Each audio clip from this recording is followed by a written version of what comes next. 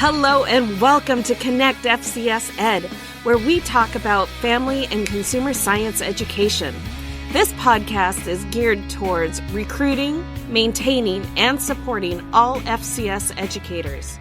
I am your host, Barbara Scully, and I am here to help boldly celebrate with you families and careers.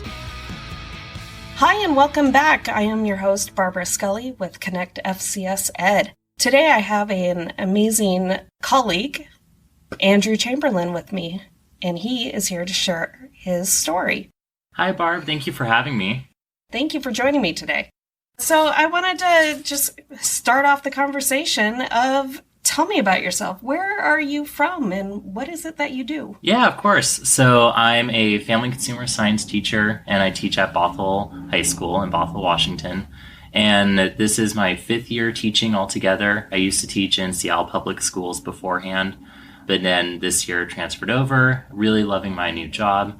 And this is actually the same high school that I graduated from. Oh, neat. So it's a very fun but weird connection to be working with the teachers I had for high school. Oh, I'm sure it is. Yeah. Now, we were talking a little bit earlier before the show started, and that you are also a president, yeah. Yes. Weird enough. But yeah, so I'm president of a group called Washington Affiliate of Family and Consumer Sciences, meaning that we're part of a national organization, AAFCS. I am the president of the Washington Affiliate of Family and Consumer Sciences, and every state in the nation has their own affiliation with the national organization. Okay. And so we are just an organization that kind of represents the national level here in Washington State, and we deal with everyone in the FCS profession. So whether they are teachers or if they're in the field of whether it's extension agents or working in industries, we try to touch base on as many people with FCS connections as possible. Oh, wow. That's a very broad scope. Yes, so we try to keep it broad just to make sure that everyone feels welcome and inclusive. And at the time where we are right now, where so many people may not know what FCS is, or they're doing work in FCS education or FCS field, but they might not realize that they are doing it. And so trying to open up those doors and pathways to let people know, hey, FCS is here, and we're here in Washington State with professionals all over the state. Yeah. So how is it that you're advocating for that? Yeah. So working with our sister organization, which is the Educators Board for Washington State, we are having a good partnership where we host an annual conference every year together. That's usually in October. Okay. And with that, we try to include sessions for both educators and professionals alike to come, meet, and commingle with each other for 3 days. And it's a good opportunity of networking with everyone. But also, I go to the local universities here in the state and talk to the student units of our schools there. Oh, wow, that's huge. And are you, with the university affiliates, what is it that you are, how are you approaching them? Yeah. So the student unit is a group that's also part of our Washington affiliate of FCS. They're just at the collegiate level only. And for them, what they do is once a year, they host a conference, or really a one-day conference, just to meet up with each other, since they're all 3 universities scattered across the state. Mm-hmm. They meet up in one location. They have a day where they get to know each other, talk about FCS and what they're doing at their universities, but also what they can expect once they graduate college and move on out into the real working world. Yeah. So at the collegiate level, how did you even start getting into that? Into talking with the groups? Yeah. What I did is the past president now of the Washington Affiliate Group, we were asked to be invited to go speak with the student unit at one of their conferences about 3 years back, I want to say. Mm-hmm. And really just to talk about what AAFCS is and what the organization does and what a professional organization can do for you as a teacher or educator or professional in the field. And just kind of shed some more light on, hey, there's resources out there for you. Exactly. So. Are you feeling like the students at the colleges are feeling like they know where those resources are? I think that they are definitely getting more exposure than, say, when I was a student, because I knew of the organizations, but no one ever came to really talk to us that was from those organizations. And so by them allowing me to come and talk to them, I'm hoping that it gives them more exposure. Exactly. And whether or not it sticks, at least one piece of it sticks with them. And then when they do go off and they're like, oh, hey, my CT director is asking me for professional development, what can I do? Then this could be a good avenue for them. That would be a great resource for all of, educators and non-educators, just knowing where to go. Absolutely. And just knowing that you're not alone, and which it may seem like that at times. Yeah. Like you, at the end of the school day, you're thinking to yourself that you're the only one who does what you do, because it's hard. We don't talk to each other as much. But knowing that there are groups out there that you can go to and reach out if you need support with lessons, or if you need support with communication and just even venting sometimes, because we can all do that. We could all do that at the end of the day, for sure. So I guess, why is advocating so important to you? For me personally, I think advocating is really important in the sense that if you don't just share your ideas or beliefs, or even just share what resources are out there, it's really hard for someone to just pick up and start doing it on their own, because you don't even know where to start at times. And so by advocating, it gives you that starting point for you to go, oh, I could go and I can Google that. Like, I can reach out more to that, or I can email someone and just ask, hey, can you clarify something?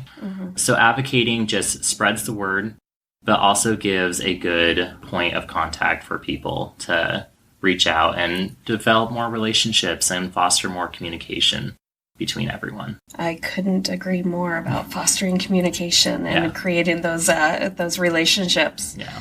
With your experience, have you come across any myths that you're constantly debunking? Ooh, any myths? That's a fun one. I mean, besides the fact that FCS is gone, or that home economics is still our thing, and no, we've changed our name to Family Consumer Science. That's a big myth. But also that there's not as many of us. Sometimes a lot of people say, like, oh, Family Consumer Science, like, that's not a very big field to go into, when really there's a lot of schools out there that have it. And maybe we are singletons where we only one of us teaches FCS in our building, but there's other people out there around. And so I think a big myth is that you're by yourself, and really you have connections. It's hard to find the time to make those connections, to outreach to people. Now, in your high school, are you a singleton, or do you work with a team? No, I'm really fortunate. I work with a team. We have 4 family consumer science teachers. So that's huge. Yes, it's incredible. So at that sense, I'm really, really lucky.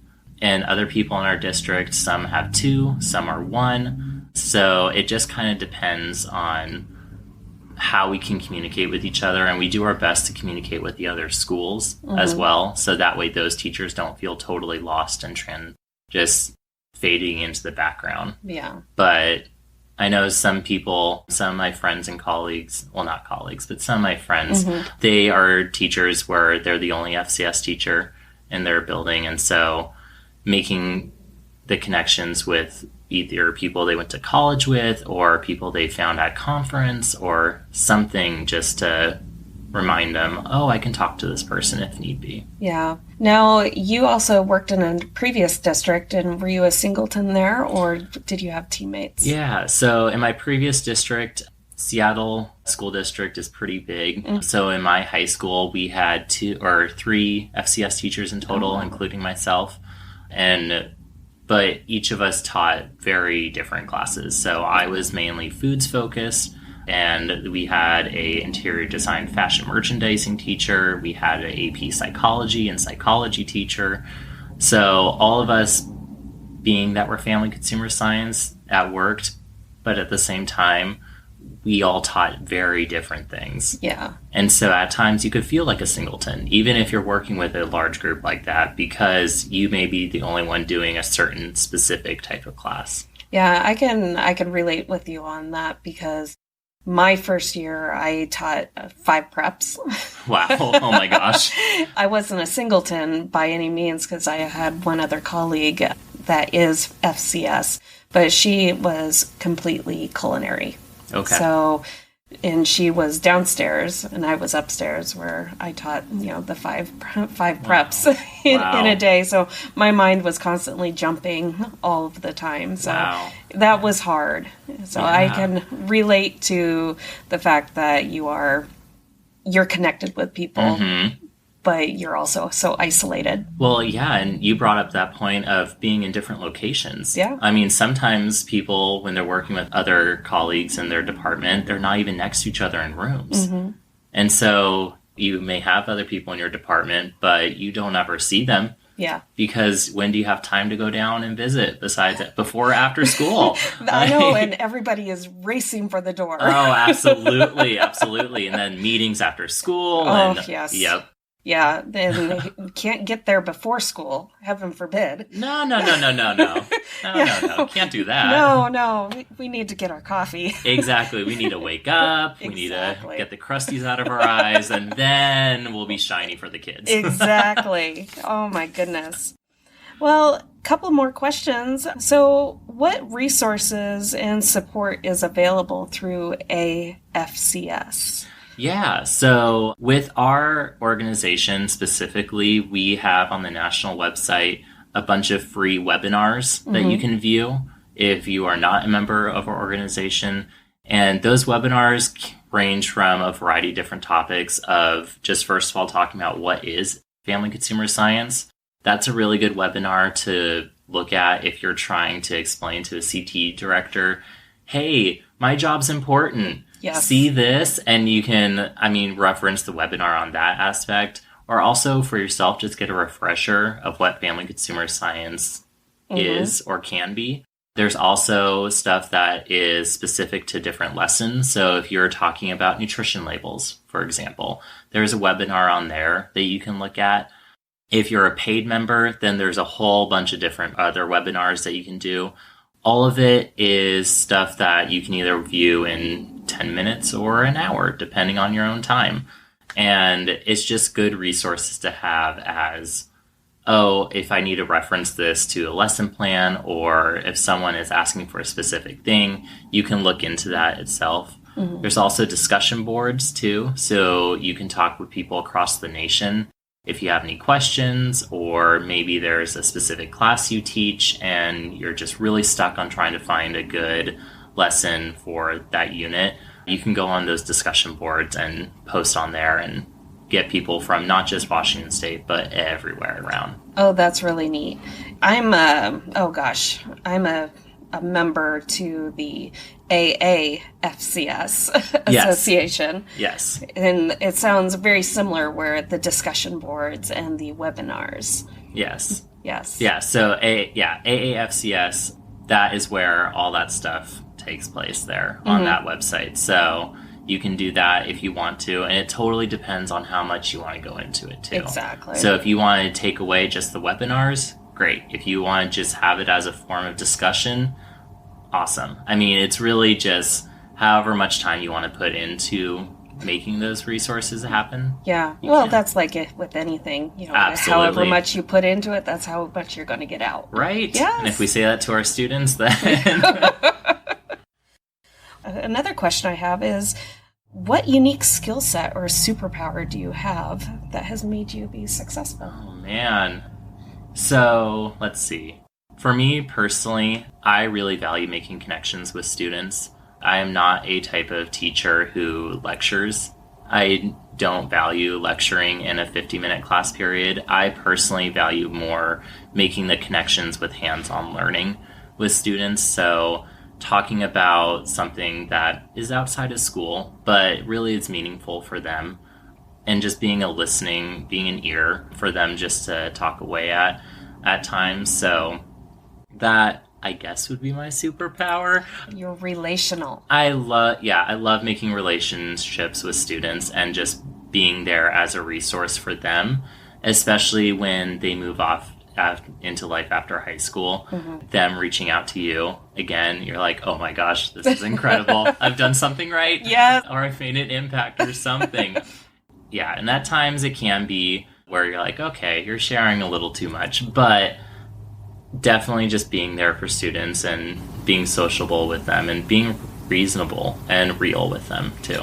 Yeah, I can't emphasize, the realities enough, because that is, that's the best part to family consumer science. We're able to make those connections with students and bring them into our classrooms to make them feel warm and welcomed and always invited. Yes. Yeah. I love that. Oh yeah. Safe classroom environment. That was like something I was taught in college, and I don't know why it just stuck in my mind. And every time like I go into a classroom, I'm like, safe classroom environment. It sticks with me. So it does. And you also can walk into other teachers' classrooms and get the vibe. Oh yes. This is where it's a safe place, Yeah. or it's like, okay, there are structures and there are policies in place where this is a complete learning environment. Yeah. Or it's an environment where you know that your time here is going to be spent totally researching or being lectured at or whatnot. And so, yeah. No, that's great. Yeah. So what best tip do you have for someone who is possibly struggling? Ooh, good tips.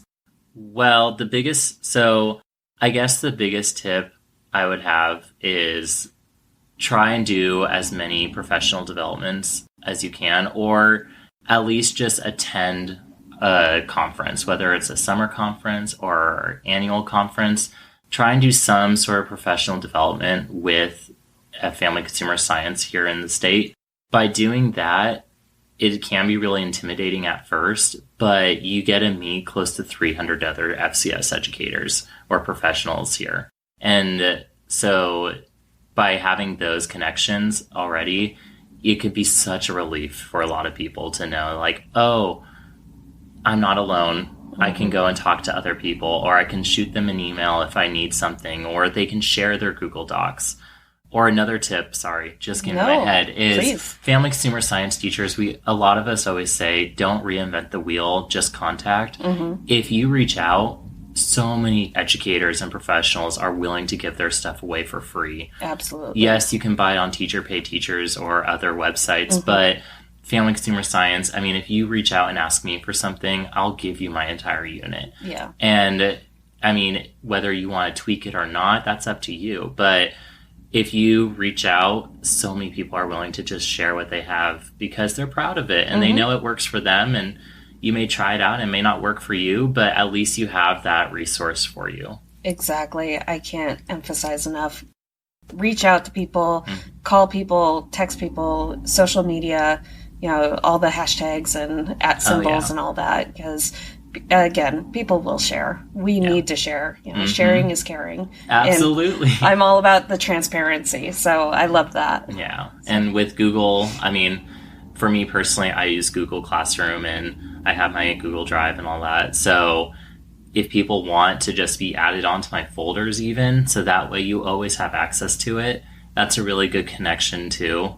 If you just want that, so that way it's always a resource for you. You don't have to constantly keep going back and checking in. But you can always, if you see something you like, you could just shoot that person an email, say, hey, I saw that you uploaded this. Can you explain a little bit about it? So now, is that something that they teach you guys when you're in college? No. Of course not. There's so many things they don't teach us in college. Don't get me wrong. Oh, of course not, no. I love my education. I love what I got from it. But there's a lot of things that you're thrown into the field and you just learn over time. And that sucks because you want everything to be so instant. But a lot of it just takes time. And once you start having those connections, that's where things get easier. Yeah. So please, if you're struggling, reach out. find a mentor. There are so many.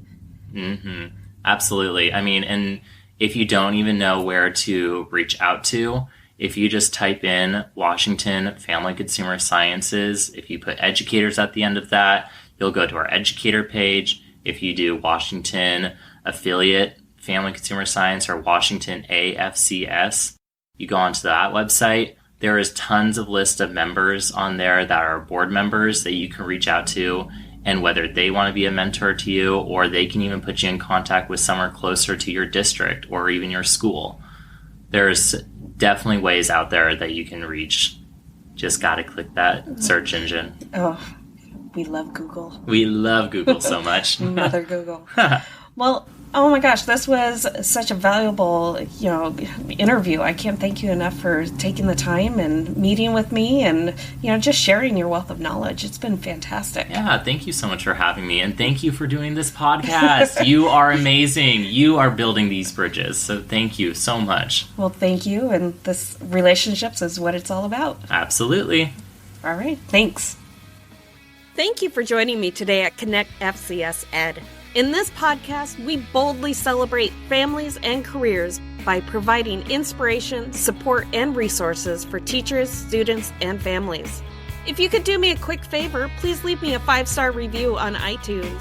My mission is to get this out in front of as many people as possible to help educate and inform the community that home economics is alive and well. Each week, I will choose one special person to win some Connect FCS Ed swag.